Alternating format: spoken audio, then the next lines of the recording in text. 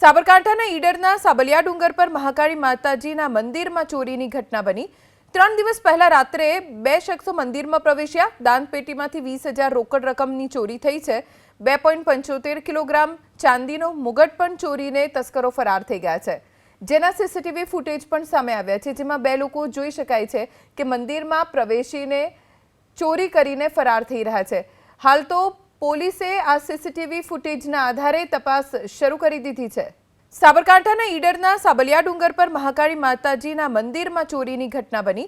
3 દિવસ પહેલા રાત્રે બે શખ્સો મંદિરમાં પ્રવેશ્યા। દાનપેટીમાંથી 20,000 રોકડ રકમની ચોરી થઈ છે। 2.75 કિલોગ્રામ ચાંદીનો મુગટ પણ ચોરીને તસ્કરો ફરાર થઈ ગયા છે, જેના સીસીટીવી ફૂટેજ પણ સામે આવ્યા છે, જેમાં બે લોકો જોઈ શકાય છે કે મંદિરમાં પ્રવેશીને ચોરી કરીને ફરાર થઈ રહ્યા છે। હાલ તો પોલીસે આ સીસીટીવી ફૂટેજના આધારે તપાસ શરૂ કરી દીધી છે।